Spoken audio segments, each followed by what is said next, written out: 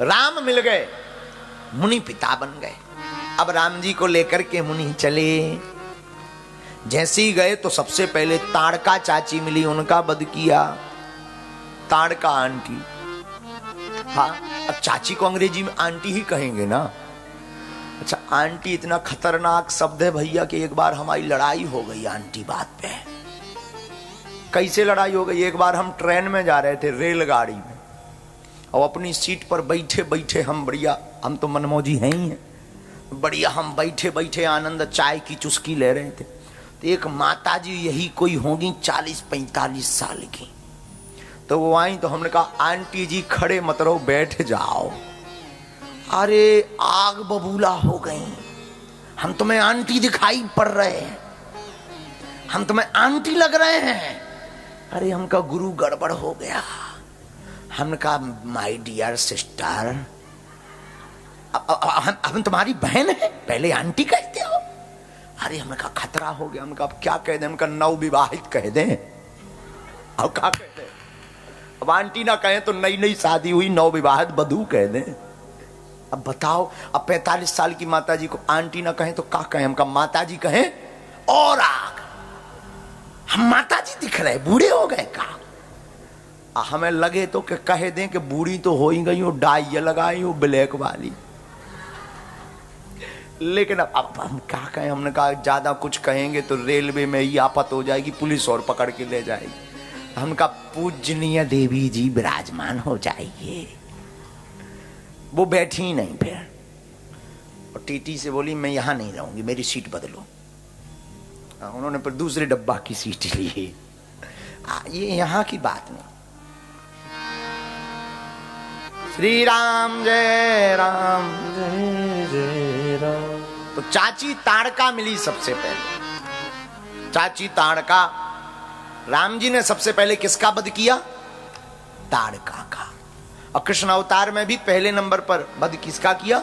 मौसी पूतना, पूतना मौसी का कृष्ण अवतार में, और चाची ताड़का का राम अवतार में। भगवान आगे बढ़े, यज्ञ की रक्षा की। आप चिंता न मत करो, आप यज्ञ करिए। खूब राक्षस आए। जैसे ही मारीच आदि राक्षस आए तो भगवान ने बिना फन का बाण मारा। बिनु फर बाण राम तही मारा, सत जोजन गा सागर पारा। बिना फन के बाण से ही 100 योजन दूर फेंक दिया। आहा, भगवान ने यज्ञ की रक्षा की। अब जरा यहां पर एक और बात है, विद्वानों के लिए काम की बात है। क्या? एक तरफ राम जी विश्वामित्र की यज्ञ की रक्षा करते हैं, लेकिन जब आप लंका कांड पढ़ेंगे तो लंका कांड में रावण यज्ञ करता है तो राम जी विध्वंस भी करवाते। रावण जब यज्ञ करता है तो हनुमान जी को भेजकर विध्वंस करो। कितनी विचित्र बात है। किसी ने आपसे भगवान से पूछा कि धर्मो रक्षति रक्षिता, आप जब धर्म की रक्षा के लिए आए तो रावण भी तो यज्ञ ही कर रहा है, उसको विध्वंस क्यों करवाते? एक तरफ रक्षा करते, दूसरी तरफ विध्वंस। समझ में नहीं आया। भगवान बहुत प्यारा जवाब देते, देखो भाई, हमें यज्ञ से मतलब नहीं है, यज्ञ के संकल्प से मतलब है। विश्वामित्र जी जो यज्ञ कर रहे वो विश्व में शांति के लिए कर रहे हैं। रावण जो यज्ञ कर रहा वो विश्व में अशांति के लिए। मानो राम जी कहना चाहते हो, जिसका संकल्प अच्छा होता उस यज्ञ की रक्षा स्वयं राम जी करते हैं। जिस यज्ञ का संकल्प बुरा हो, हनुमान जी को जाकर के भेज करके विध्वंस करवा देते। वृंदावन बिहारी लाल की जय। भगवान यज्ञ की रक्षा करते, उसी समय विश्वामित्र जी को पत्र आता। धनुष यज्ञ सुनी रघुकुल नाथा, हरसी चले मुनिवर के साथ। धनुष यज्ञ की बात राम जी ने सुनी। मिथिला में धनुष यज्ञ है तो राम जी भी लक्ष्मण जी भी मुनि के साथ मिथिला नगरिया चलने लगे। रास्ते में जा ही रहे थे तब तक एक आश्रम एक दीख मगमाही, खग मृग जीवो जंतु तहनाही। रास्ते में एक आश्रम दिखाई पड़ा। वहां पर कोई जीव नहीं, कोई जंतु नहीं। सामने एक शिला पड़ी, राम जी ने देखा। पूछी मुनाई शिला प्रभु देखी, और सकल कथा मुनि कहा विशेष। सामने एक शिलाखंड को देखा, पत्थर को। राम जी ने पूछा गुरुदेव भगवान ये क्या है? गुरु जी ने कहा राम, गौतम नारी श्राप बसे, उपल देह धरि धीर, ओ चरण कमल रज चाहती, कृपा करो रघुवीर। राम जी, हाँ, ये गौतम ऋषि की नारी अहिल्या है, श्राप के कारण यहां पर पत्थर बनी पड़ी है, आपके चरणों की रज चाहती। राम जी संकोच में पड़ गए। हे गुरुदेव भगवान, ये तो ऋषि पत्नी है, हम क्षत्रिय कुमार हैं, पर क्षत्रिय कुमार कैसे चरणों की रज ऋषि पत्नी के ऊपर गिराएंगे? पाप पड़ेगा। तो तुरंत विश्वामित्र जी मुस्कुराकर बोले, आप कोई साधारण क्षत्रिय कुमार नहीं है, आहा हा, आप तो साक्षात ईश्वर भगवान रामचंद्र सरकार हैं, इसलिए चरण रज दो। यहां पर बहुत विद्वान कहते भगवान ने अपना चरण छुपाया।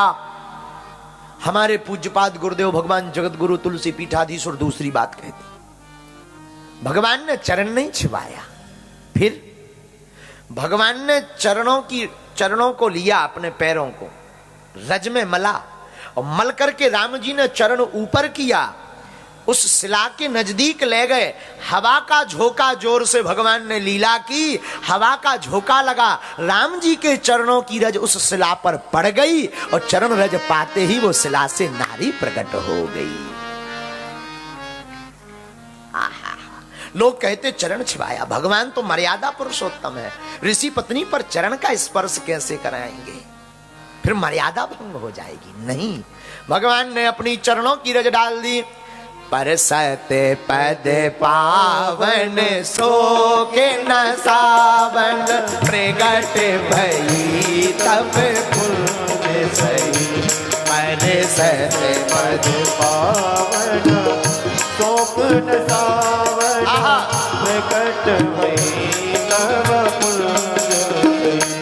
देखत रघुनायक जन सुखदायक, सन्मुख हुई कर जोर रही। हाँ, सन्मुख हुई कर जोर रही।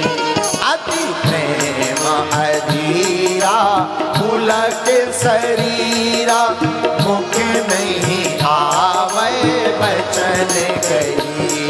अति प्रेम भागी चरण लागी, जुगल नयन जलधार।